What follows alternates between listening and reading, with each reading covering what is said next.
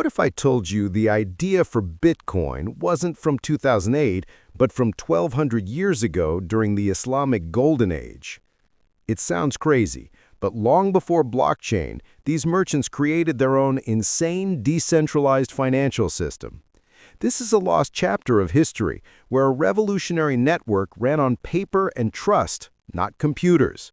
We're going to show you how ancient tools like the Suftaja and Sak literally built the financial world we live in today. Okay, picture this. It's the year 800. You're a merchant in Baghdad, and you want to get rich. But there's a huge problem. To do business, you have to move actual gold and silver. It's heavy, and everyone wants to steal it. To pay someone 2,000 miles away, you'd have to load up a caravan with gold, hire a ton of guards, and just hope you make it. The roads were filled with bandits, and the seas were crawling with pirates. The risk was insane. Moving physical money was the biggest obstacle to global trade. Merchants needed a way to send value without actually moving the coins. They needed a system built on trust, not a treasure chest. So to solve this, these absolute geniuses created some of the most advanced financial tools of their time. One of the most important was the Saftaja, which was basically a payment order. So instead of sending gold, you'd give your gold to a trusted banker, a saraf. That banker would give you a piece of paper, the Saftaja. You'd send this piece of paper, which was light and totally worthless to thieves, to your partner in another city. Your partner could take it to another saraf there, who would give them the full amount in gold. The gold never moved, but its value teleported thousands of miles. They also had the sak, which was a written order to pay someone from your account. This is literally where we get the word check. But what made any of this paper valuable? It was the network, a giant web of trusted sarafs all across the Islamic world. Think of it like a human-powered blockchain. A banker's reputation was everything. If a banker refused to honor a note, word would spread, his career would be destroyed, and he'd be kicked out of the network. This was their consensus mechanism, and it was all backed by a sophisticated legal system called fiqh that made it all official.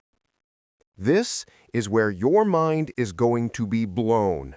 The similarities to our world are unbelievable. The Suftaja and the Sak, those were like transactions, or the blocks, secure, verified units of value. That giant network of merchants and bankers, that was the chain, a massive distributed network that verified every single transaction. The reputation system that punished cheaters, that was the consensus mechanism, which kept the network honest without one person being in charge. And the Islamic legal framework that they all followed, that was the protocol, the rules of the entire game. No, it wasn't a literal blockchain with code and cryptography. This system ran on human relationships and massive social pressure. But both systems were built to solve the exact same problem. How do you create trust between strangers to exchange value without a central bank or a king controlling everything? History is never a straight line. Sometimes the craziest new ideas are actually ancient. The story of the Sak and Suftaja is an incredible reminder that the problems we face today, building trust and securing global networks, are not new at all. Over 1,000 years before blockchain, a network of merchants had already found an amazing solution. They built a global economy that ran on pure trust, proving that world-changing technology isn't just about silicon and servers, it's about human ingenuity.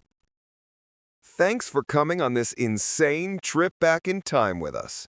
What other modern technologies do you think are secretly ancient? Let us know in the comments below.